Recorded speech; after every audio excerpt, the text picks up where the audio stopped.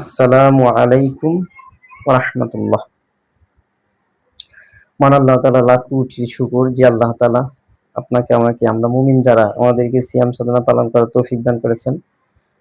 বাইহাকী শরীফের হাদিস মেশকাতে রয়েছে। শেষের দিকে আমরা উপনীত হয়েছি। আল্লাহর নবীর পবিত্র মুখ নিষিদ্ধ বাণী হলো আউয়ালু রাহমাতুন ওয়া আওসাতু মাগফিরাতুন ওয়া আখিরু ইতকুম মিনান নার। শেষের 10 দিনকে বলা হয়েছে ইতকুম মিনান নার, জাহান্নামের আগুন থেকে মুক্তির 10 দিন, নাজাতের 10 দিন। সেই 10 দিন আমরা উপনীত। আজকে 22তম রোজা চলতেছে। রোজাগুলো যদি আল্লাহ কবুল করেন তাহলে জান্নাত হওয়ার জন্য ঘোষণা রয়েছে পাওয়ার জন্য। সেই বুখারী শরীফের 255 নম্বর পৃষ্ঠায় আল্লাহ রাসূল সাল্লাল্লাহু আলাইহি ওয়াসাল্লাম চমৎকার এক কথা বলেন, আবু হুরায়রা বলেন যে ইন্না ফিল জান্নাতি বাহবান ইউকালু লাহু রায়য়ান ইয়াদখুলু মিনহু সাইয়ুনা ফায়াকুলু ইয়াদখুলু মিনহু ইউকালু আইনা সাইয়ুনা। রোজা যারা পালন করতে তাদের জন্য জান্নাতে একটা দরজা রয়েছে, সেই দরজাটার নাম হলো রায়য়ান।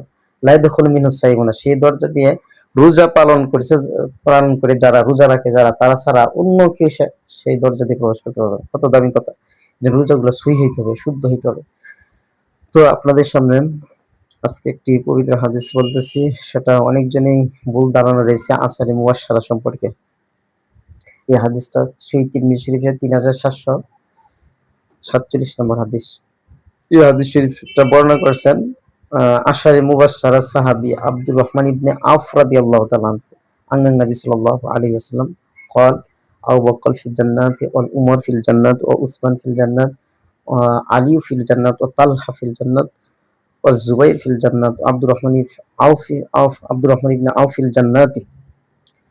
তারপর সাদ ইবনে আবি ওয়াক্কাস ফিল জান্নাত ও সাঈদ ইবনে যাহিদ ফিল জান্নাত ও আবু উবাইদা ইবনে জাররাহ ফিল জান্নাত।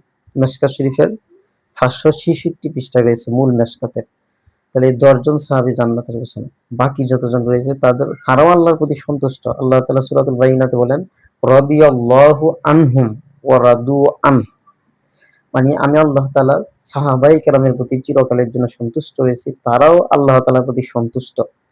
তো হাদিস শরীফের পবিত্র হাদিস শরীফের দ্বারা জানা যায় যে আব্দুর রহমান ইবনে আওফ থেকে যে বর্ণিত হাদিস, 10 জন সাহাবী জান্নাত সুসংবাদপ্রাপ্ত সাহাবী, তাদেরকে বলা আশারে মুবাশশারা, নিশ্চিত জান্নাতে সন্দেহ নাই।